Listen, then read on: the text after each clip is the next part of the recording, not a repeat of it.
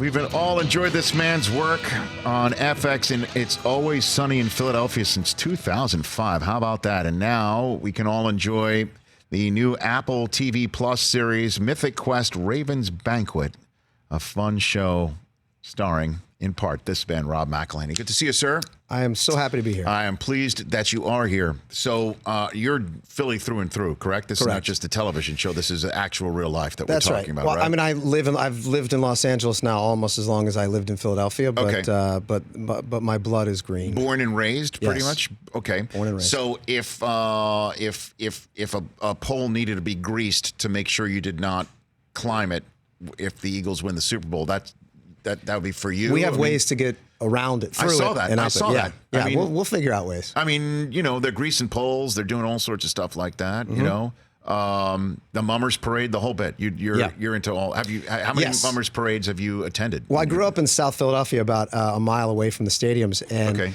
2nd Street is where the Mummers Parade originates, and that's where I grew up. So I spent a lot of time. In fact, every New Year's from the time I was a baby up until 15 or 16, going to the Mummers Parade. No kidding. Yeah. So it was Jason Kelsey showing up dressed like that for the parade. I mean, now we're talking like he knows his audience when he does something like that. Yeah. And I was in Philly for the parade. The Super Bowl parade. Well, yes, of course. Well, I went to the Super Bowl, and then I didn't have a plan to fly back for the parade, but the fear of missing out was just too great. The FOMO's too much. The FOMO's too much. Okay. And I hopped on that plane and hung out. And I actually was invited to get onto one of the buses with the players, or there was a bus that was like tailing the players. Yes. And I thought about it and thought, well, first of all, it's their celebration, not mine. I don't want to be like, I don't want to be in the, Come in on, the middle you're a of that. fan, though. I mean, but absolutely. Okay. But then I realized I wouldn't be able to spend the time with my friends and family, the people that I grew up with watching the Eagles. And so I hopped off the bus and met with them. I think it's 6 a.m. Come on. Yeah. That's amazing. Yeah. All right. So what was it like when you saw the Philly special live in Minnesota, Rob? I literally just got goosebumps. I mean, just now. Is that right? I just got goosebumps thinking about that. I do that to people, just saying the words Philly and or special. Put them together. Look at what happens. I mean, as I said, I had the pleasure of being there, and as a Philly fan, I remember about halfway through the game, my wife saying, "You seem so positive," and I'm like, "They're going to win." She said, "I've never ever heard you say that," and I spend most of my time screaming at the television. Yes. By myself. I'm on a text chain with all my friends from Philly, and it's even hard for me to be in mixed company watching that because it freaks people out how upset I get, and for whatever reason. I mean, through the entire game, I said, we're going to win this game. We're going to win this game. We're going to win this game. And sure enough. Well, I was watching the game with that guy over there, Chris Brockman, who's a diehard Patriot fan. And that's kind of where the game went a little bit off the rails, where it looked like maybe this might actually happen for Philadelphia because the coach had the cojones to do what needed to be done. It actually worked. It actually surprised New England. And that's where, as you know what, got real that day. Pretty much. Oh, yeah. But still, down 8, 2 minutes to go. Yeah, that ball in the air. By the way, that ball in the air, the Hail Mary to Gronk. Awful. I mean, like a full, wasn't it 30 minutes long? It felt like the ball was in the air for 30 minutes. Symphony playing. Yeah, I mean, and still even then, once they had that strip sack, we thought, okay, it's over. Right. I mean, just get it in the end zone, it's over. Okay, they settle for a field goal to go up 8, and you think, all right, well, and then if you remember, people forget this. It was 4th down. It was 4th down. It was at least 3rd and long. I think it was 4th down inside their own 10-yard line, and then I think he hit Gronk for like a 15 or 20 yard, and now they're almost at midfield in 2 plays. And like by the way, you're wiping your brow right now. Yes. No, but as if you're reliving the moment. Even though you know the Eagles won it. The goosebumps have gone away, but my heart is racing. And it's not because I'm on TV. I do TV a lot. It's because I'm reliving that moment. Right. And That's it's amazing. devastating. I love it. Rob McElhenney here on the Rich Eisen Show. Mythic Quest Raven's Banquet. Where did you come up with this concept? Well, we looked at the other show that's been going for 15 years. That's called It's Always Sunny in Philadelphia. I've heard of that one. Yeah. And we thought, okay, if we're going to make a new show, we have to make sure that the title is just as ridiculous as the first one, almost incomprehensibly long, hard to remember, hard to pronounce, and like it can't fit on a poster. So we came up with. So you Mythic workshopped it. Quest. You workshopped it. Yeah. We asked 100 people, and 0 out of 100 people liked the title. So that's a good sign for us. Well, no, here's the thing. It's like if you are making up a video game, all right, and it's, a video game, if you will, from the medieval times.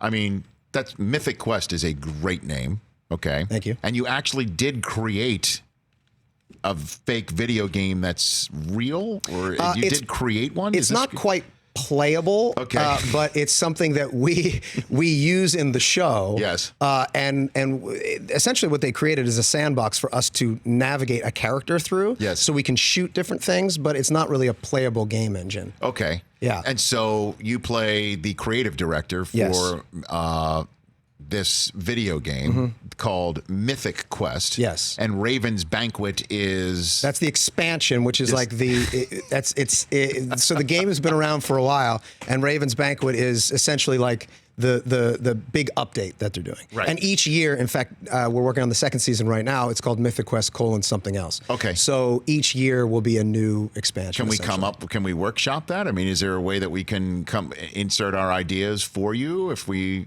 come close? Can we? No. Okay. But thank you. I'm just being honest. However, I'm happy to. What I do is I walk around and I say, hey, what do you think of February fall? And people are like, what? I'm like, great. The more we confuse people, the better. I like it. So whose job was it to pitch F. Murray Abraham to put his lush resume of being an actor on the line to be part of Mythic Quest Raven's Banquet? Whose job was that? That was my gig. Okay. Well, we had no reason to believe that he would do something like this, but we wrote the character and then said, okay, we spoke with our casting director, Jeannie McCarthy, and she said, all right, well, who do you have in mind? We said, well, the prototype we're thinking would be like F. Murray Abraham. So we want like an F. Murray Abraham type. Yes. And she was like, well, what about F. Murray Abraham? The actual genuine article. Yes, the guy, the real one. Yes. And we were like, he'll never do it. And she's like, well, I'll send it to him and see. And he called me. I mean, we sent it to him. He called me the next day and said, called this you? is marvelous. Yeah. This is marvelous. I'll be there in a jiff. And he lives in New York. He flew out to LA, and I think he had a blast. So your phone, did you know he was calling? Or did you just walking around life and just say, Yes. Well, I got an email saying Murray would like to talk with you. So that's my next question. Murray. It's not F. No. I tried that. What do you? I said, hey, what's up, F? He was like, it's Murray. I said, I know. I was just probably making a joke that you've heard every day of your life since. So you have actually attempted the "What's up, F"? Is that what you? Yeah. Oh, yeah. Him? Okay. I said, hey, what's happening, F? And he, this is on the phone, and he was like, it's Murray. I said, yes, I know. I'm aware. I was trying to break the ice. It did not work. So is it your job to get DeVito on board for It's Always Sunny? Yes. So how did that one go? That was even more tenuous because we'd only been on the air. I think we only aired 7 episodes. Okay. And we got a call that they put us on in the middle of the night. It was like 11 o'clock at night. And they didn't promote it in any way. And I got a call from John Landgraf, who runs the studio, still runs the FX. studio. Oh, yeah, the best. Yeah. And he said, oh, nobody watched your show. And I'm like, yeah, well, you didn't promote it. And Get out. Nicely done. Yeah. Okay. And he said, well, here's the thing. We're going to pick you up for season 2. Thank you. But we're not going to promote it because we don't have a big marketing budget. But what we'd like to do is bring on an actor of some note, somebody with some cachet that can maybe bring some attention to the show. And he said, what do you think about Danny DeVito? And I said, we love Danny DeVito, but we don't want him on the show because, and nothing against Danny. It was just like, you don't know if it's going to screw the dynamic, of the chemistry of the show. Right. And he said, great, well, then you don't have a show. And we were like, okay, get Danny DeVito on the phone as quickly as possible. And then what happened with Danny was I went to his house. And he's like, Danny wants to meet with you. I was like, I'll go meet with Danny. So I drove over to his house and sat down. And he's like, so what's the character? And we hadn't talked about what the character was. But I was like, well, I gotta do something. So I just made something up on the spot. You spitballed Danny DeVito's character for It's Always Sunny? Yes. However, it's not exactly what it turned into, but it was it was something that he responded to. But I remember the moment where we had him. I was sitting there at his table, and his daughter Lucy comes in, who's now in her 30s, but at the time she was, I don't know, in high school. And she goes, "Oh, hey, Dad. Oh, hey. Oh, Rob, I love your show." And then walks out. And once you have the kids, you got the parents. That's it. That was it. Come on. That was it. Now, you had to be sitting there thinking... Oh, I knew. She walked out, and then he looked back at me, and I looked back at him, and I said, "I got you, bud." And he was like, "Yeah, I know." Did he think, like, do you plant something like that? Or you planted it something with his daughter? My gosh. I don't know. What a bonus. Yeah, it worked out. Now, we had him here, Rob McElhenney here on the Rich Eisen Show. We had him here a few weeks ago, and we play something called Celebrity True or False, where we just grab stuff from the internet or in articles previous and say, hey, is this true or not? That he demands, or one of his requests is to have a trampoline on set because he loves to trampoline. Have you ever seen him trampoline, Rob? Did he say that was true? He did say that was true. Did he not, Chris? He did. He said that's true. Like, gets him into the mood. Gets him in the mood. Gets the blood going. Yeah, gets the blood flowing. I have seen him on a trampoline, and in fact, he had a trampoline. I'd never seen this before. In his house in L.A., he had this big backyard, and he had a trampoline built into the ground. So the ones above ground, you see, in fact, we have one at our house because the kids love it, but you have like netting around it so that the kids can, okay. Yeah. So back in the day, I remember kids had those, but they didn't have the netting because it was the 80s and they just didn't care, I guess, if kids got hurt. I don't know. There was some regulation issues, I think, back in the 80s. So ours has this netting. Danny's was on the ground, and I think that there was this thought that maybe you couldn't get hurt by just flying 50 feet into the air and then landing directly on the ground. But you could, and I remember doing it and falling off, and Danny laughing hysterically, and I was like, I think I broke my arm. And he was just like cackling on the ground. And I realized that I think he put it in there just to get people to jump on it and laugh at them. And break their arms. And break their arms. Oh, my Turned out I was just dislocated, so it wasn't that bad. How did you get, okay, here's another one. How did you get on Game of Thrones? How did that one work out? Well, so the guys that created Game of Thrones are good friends of mine. And I actually met them through Sonny. It turned out they were fans of Sonny. This is DB... Yeah, Dan Weiss, and David Benioff. Okay. Yeah. So we became really good friends. And I put them on an episode of Sonny. And I said, okay, you know, this is a reciprocal relationship. Let's get a home and home. Yeah, you're going to be putting me on the show. Right. And I think, here is the problem. They think, because they've seen every episode of Sonny, they think I'm more famous than I am. And they were like, it's going to take people out of the show. And I'm like, trust me, you guys have an audience of 10 times what we have, if not more. No one's going to know or notice me. Okay. Besides the fact that I'm an actor, man. Like, you know, put me on your show. Damn straight. So it was around that time that Ed Sheeran was on the show. Do you remember Ed Sheeran being on the show? We were talking about that. Yeah, he sang and it threw people off. Okay. I said, look, and this was happening at the same time. They just aired it, and they were taking a whole bunch of crap from people. Yeah. And I was like, look, there's a big difference between putting an actor in a scene and putting Ed Sheeran, who's one of the most famous musicians in the world, doing like a very extreme push-up, like it's Sinead O'Connor, nothing compares to you, and it's like slowly fading in on him as he's singing in the scene. I'm like, well, yeah. By the way, you deserve to take crap for that. So they're like, okay, well, we can't do anything like that for you because it's going to take people out. So we'll just shoot an arrow through your eye, and you'll be, you know, in and out in 15 minutes. Well, I flew over there with a bunch of my friends from Philly. Now, this is Northern Ireland? Northern Ireland, yeah. Okay, right. And I visited them 2 or 3 times because it's a free trip to go to Northern Ireland and hang out on Game of Thrones. So I bring all my friends from Philly, and they got to be background in the show, which was great. Come on. But just like, you know, people don't realize how boring those sets and that experience can actually be. So the fact that I was only there for 15, 20 minutes was a blessing because we were drinking so much whiskey, you know. So how did you prepare to be shot in the eye with an arrow, Rob? I think I drank like an entire, like at least this much Jameson on the way from the airport to the... You can't even tell that's you. Yeah, well, that was them. They said, we need to make sure you're almost indistinguishable from your character. I'm like, no one is going to know who my character is. But they think I'm much more famous. I know you. I'm a fan of your show. I had no idea that was you. It's also like, like a split second. Damn. In real time. It was the premiere of the final season. And I think like half I got a ton of texts that night, but Yeah. then a lot of people saying, "Oh, you were on that show," you were on that show?" Which is what they were going for. Same thing happened with Aaron Rodgers too, right? Yeah. Like Well, they couldn't figure out which one he was. and I think he still hasn't confirmed. He just confirmed he wasn't the one that was running really And the guy on fire. non-athletic. Yeah, like yeah.